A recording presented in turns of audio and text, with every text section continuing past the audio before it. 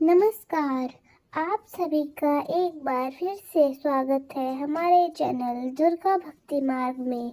आज मैं आप सभी को सुनाऊंगी श्री कृष्ण जन्माष्टमी व्रत कथा।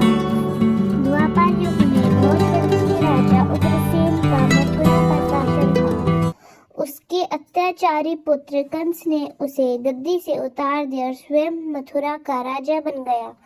कंस की एक बहन देवकी थी, जिसका विवाह वसुदेव नामक यदुवंशी राजा से हुआ था।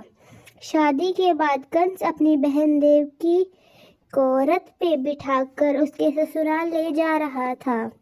रास्ते में आकाशवाणी हुई, हे कंस, जिस देवकी को तू बड़े प्रेम से ले जा रहा है, उसके गर्भ से उत्पन्न 8वां बालक तेरा वध करेगा। यह सुनकर कंस ने वसुदेव को मारने की तैयारी की। तब देवकी ने उससे विनम्रता पूर्वक कहा, मैं अपने गर्भ से उत्पन्न बालक को तुझे सौंप दूंगी। अपने बहनोई को मारने से क्या लाभ। कंस ने देवकी की बात मान ली और मथुरा वापस आ गया। उसने वसुदेव और देवकी को कारागार में डाल दिया। वसुदेव और देवकी के एक एक करके 7 बच्चे हुए। कंस ने 7 को जन्म लेते ही मार डाला।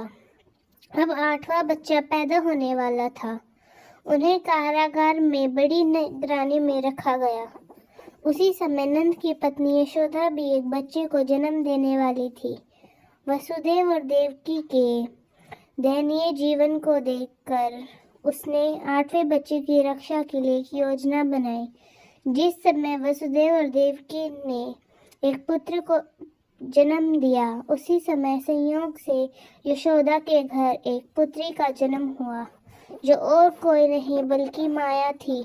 अचानक उस कोठरी में प्रकाश हुआ, जहाँ देवकी और वसुदेव कैद थे, और चतुर्भुज भगवान शंख, चक्र, गदा और पद्म धारण किए उनके सामने प्रकट हुए। वे दोनों भगवान के चरणों में गिर पड़े। तब भगवान ने उनसे कहा, अब मैं फिर से नवजात शिशु का रूप धारण करता हूँ। मुझे अभी अपने मित्र नंद जी के घर वृंदावन भेज दो और वहाँ जन्मी कन्या को लेकर कंस को सौंप दो। अभी वातावरण अनुकूल नहीं है, फिर भी तुम चिंता मत करो। खड़े हुए पहरेदार सो जाएंगे, कारागार के द्वार अपने आप खुल जाएंगे और उफनती यमुना तुम्हें पार जाने का रास्ता दे देगी। वसुदेव नवजात शिशु श्री कृष्ण को टोकरी में रखकर कारागार से निकल पड़े और विशाल यमुना पार करके नंद जी के घर पहुँचे। वहाँ उन्होंने नवजात शिशु को यशोदा के पास ला दिया और कन्या को लेकर मथुरा आ गए। कारागार के द्वार पहले की भांति बंद हो गए। जब कंस को यह सूचना मिली कि वसुदेव और देवकी ने एक बालक को जन्म दिया है, वह कारागार में गया और देवकी के हाथ से नवजात कन्या को छीनकर जमीन पर पटकने लगा। लेकिन वह कन्या आकाश में उड़ गई और बोली, अरे मूर्ख, मुझे मारने से क्या होगा। तुझे मारने वाला वृंदावन पहुंच गया है।